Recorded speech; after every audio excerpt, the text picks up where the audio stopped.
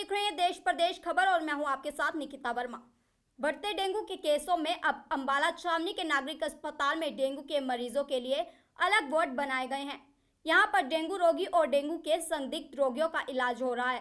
वहीं अस्पताल में डेंगू की नोडल अधिकारी डॉक्टर चित्रा शर्मा ने बताया कि डेंगू के लिए इस मौसम में सावधानी रखना बहुत जरूरी है। डेंगू की बीमारी मादा एडिज इजिप्टाई नामक मच्छर के काटने से फैलती है और ये मच्छर आमतौर पर दिन के समय काटता है। अस्पताल में डेंगू रोकथाम की नोडल अधिकारी डॉक्टर चित्रा शर्मा ने बताया कि डेंगू के लिए इस मौसम में सावधानी रखना बहुत जरूरी है। डेंगू की बीमारी मादा एडिज इजिप्टाई नामक मच्छर के काटने से फैलती है और यह मच्छर आमतौर पर दिन के समय में काटता है। अंबाला में स्वास्थ्य विभाग द्वारा डेंगू की रोकथाम के लिए आवश्यक कदम उठाए जा रहे हैं।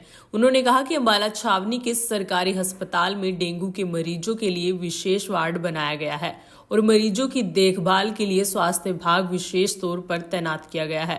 उन्होंने लोगों से कहा कि यदि किसी व्यक्ति को बुखार होता है तो वह सरकारी अस्पताल में डेंगू का टेस्ट मुफ्त में करवा सकता है। उन्होंने बताया कि डेंगू की रोकथाम के लिए स्वास्थ्य विभाग की टीमें लगातार काम कर रही हैं, जिसमें स्वास्थ्य विभाग के डॉक्टर, स्वास्थ्य कर्मचारी, आशा वर्कर्स और अन्य स्टाफ लोगों को डेंगू से बचाव के बारे में जागरूक करवा रहे हैं। डेंगू के मच्छर को खत्म करने के लिए फॉगिंग करवाई जा रही है। उन्होंने कहा कि लोगों को यह सलाह दी जाती है कि वह रात को मच्छरदानी लगाकर सोए, पूरी बाजू के कपड़े डालें, अपने शरीर पर पूरे कपड़े डालें और घर के किसी भी जगह पर पानी को खड़ा ना होने दें।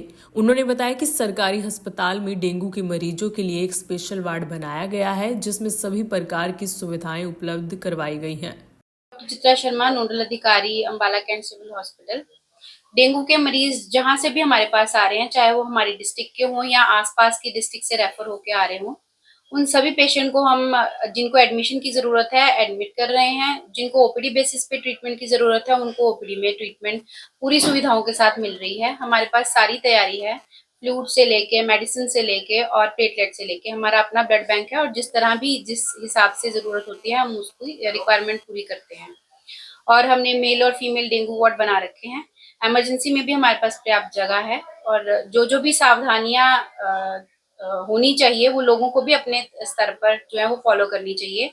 अपने घर के आसपास सफाई रखें, मच्छरों को ना पनपने दें और छोटे बच्चों को और बुजुर्गों को खास करके डस्क एंड डाउन में बाहर ना जाने दें बिना पूरे कपड़ों के।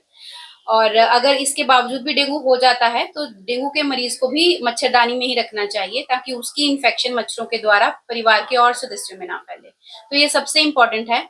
डेंगू का हम बचाव ही कर सकते हैं, जो सबसे इम्पोर्टेंट है। हो जाने के बाद तो ट्रीटमेंट मिल ही जाता है, पर अगर ना ही हो बीमारी तो ये सबसे अच्छी बात है।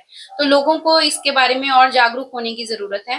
वैसे तो ये डेंगू सबके इतने सालों से ये हर सीजन में फैल रहा है। इस बार पिछली बार से नो डाउट कम है, परंतु फिर भी इसका मरीज आ रहे हैं और उनको सफल रूप से ट्रीट किया जा रहा है।